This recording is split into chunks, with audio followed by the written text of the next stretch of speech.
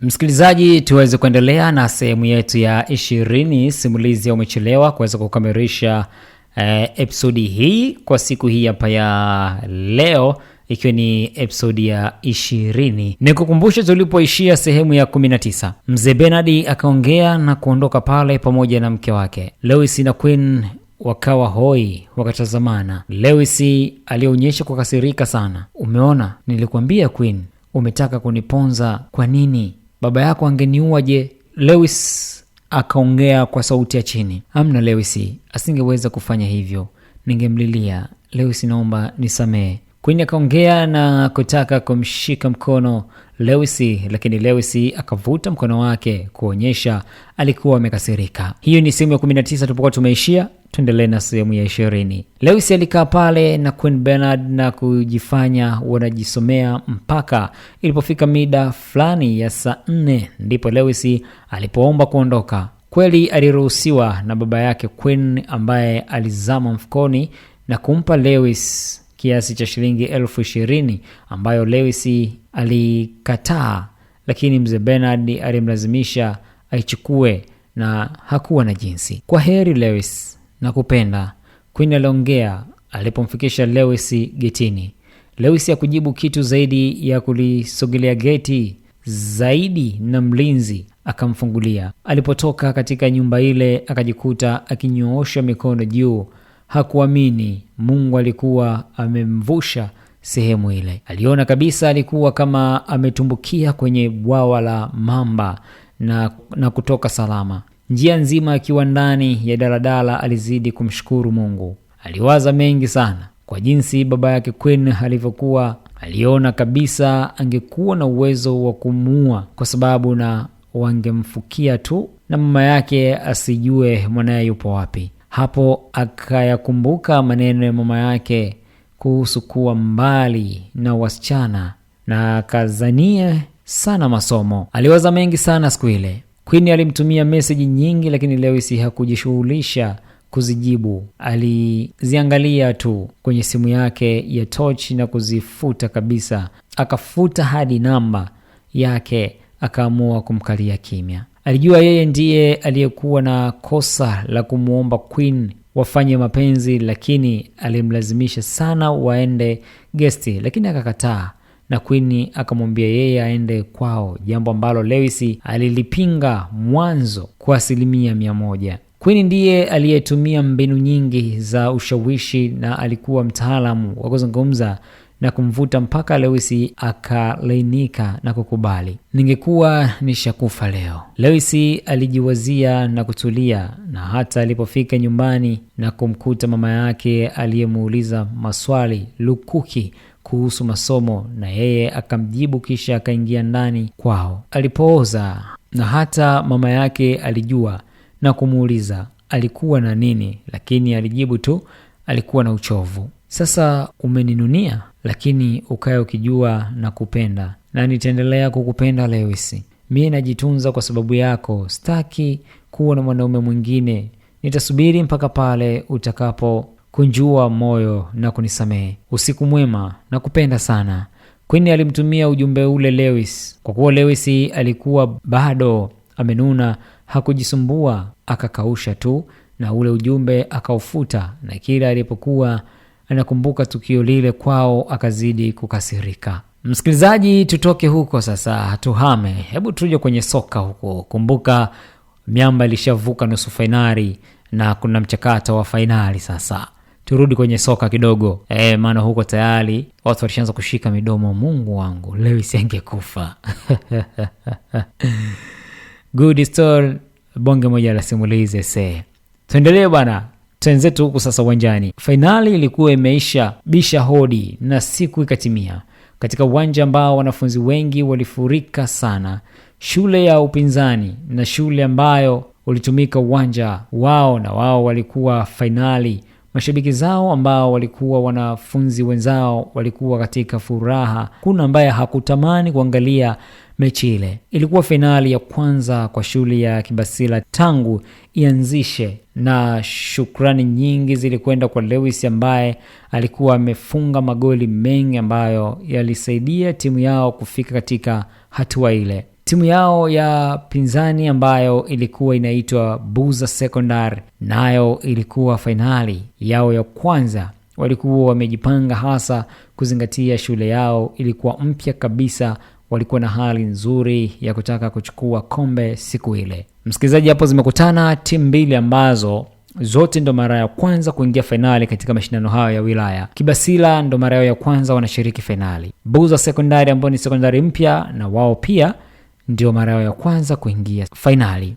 Timu zote zilikuwa sawasawa, hakuna mchezaji muhimu aliyekosa. Buza walimuimba mchezaji wao pendwa, nao Kibasila ambao ndio ulikuwa unatumika uwanja wao, jina la Lewis liliimbwa kwa furaha sana, na Lewis mwenyewe alikuwepo na alikuwa katika hali ya msisimko sana. Alijua mashabiki wengi walikuwa wanamtegemea na alikuwa kama amebebeshwa shule yao mgongoni, na yeye ndiye aliyetakiwa kuleta matokeo. Akiwa pale uwanjani, macho yake yalizunguka kuangalia mashabiki.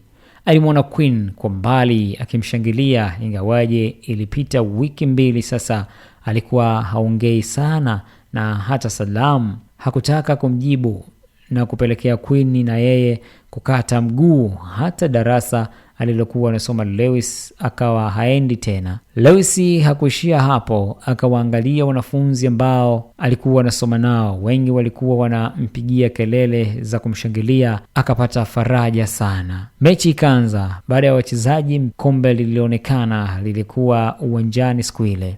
Kulikuwa pia na mgeni rasmi ambaye alikuwa mkuu wa wilaya. Ulinzi siku ile ulizidi kuimarishwa na gari za polisi zilikuwepo kama 3 kuhakikisha usalama zaidi, maana mkuu wa wilaya alikuwepo, ingawaje pia alikuwa na walinzi wengine. Mpira wa amani ndio ulioonekana kuchezwa siku ile kwa sababu ya ulinzi. Pia kuwepo kwa mkuu wa wilaya kulifanya walimu kuwatahadharisha wanafunzi kuwa wenye nidhamu katika kiwanja, wasije kuwadhalilisha kama wakionyesha nidhamu mbaya.